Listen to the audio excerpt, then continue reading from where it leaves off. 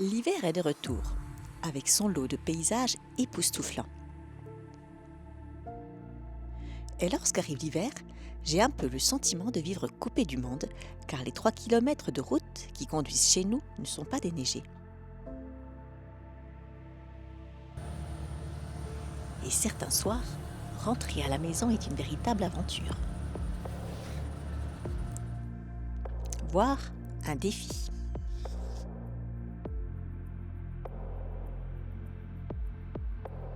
Ici, l'hiver, nous avons tout un tas d'activités quotidiennes un peu particulières, comme par exemple déneiger les panneaux solaires pour avoir de l'électricité.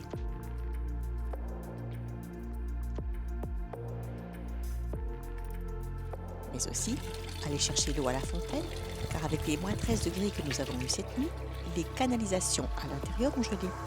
Et prions pour que la fontaine elle-même ne gèle pas, sinon il faudra faire fondre la neige pour avoir de l'eau.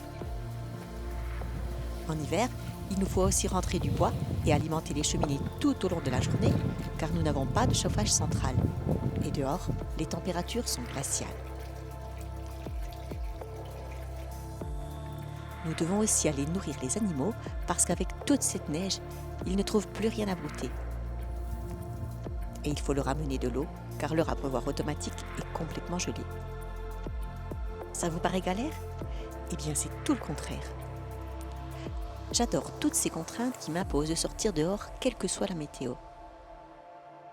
J'adore sentir le gel qui me picote les joues. J'adore faire toutes ces activités dans le silence et la quiétude de l'hiver. Et j'apprécie ensuite encore plus de pouvoir me blottir au coin du feu en caressant mon chat qui ronronne et en buvant une bonne tisane bien chaude faite avec les plantes que j'ai cueillies moi-même cet été. Toutes ces activités qui pourraient ressembler à des contraintes sont en réalité un vrai luxe, celui de vivre en contact étroit avec les éléments. Et puis, vivre ainsi, c'est retrouver le sentiment d'appartenir à quelque chose de plus vaste que soi. Le vent qui s'engouffre entre les sapins, la neige qui absorbe les bruits du monde, la lumière qui change au fil des heures, tout cela devient une langue familière, presque un dialogue. On apprend à lire le ciel, à écouter la montagne, à sentir dans son corps ce que la nature raconte. Alors certes, quand on se lève les matins d'hiver, il fait rarement plus de 13 degrés dans la maison. Certes, nous devons en permanence faire attention à notre consommation d'eau et d'électricité, mais vivre ici, au cœur des montagnes, est un vrai privilège. Et contempler au quotidien cette vue grandiose est un véritable luxe que je n'échangerai contre aucun autre. Si vous aussi, vous souhaitez venir passer quelques jours dans notre chalet d'alpage, et si les plantes sauvages, comestibles et médicinales vous intéressent, alors sachez que du printemps à l'automne, j'organise des stages et des ateliers pour apprendre à reconnaître, à identifier et à cuisiner les plantes que la nature nous offre.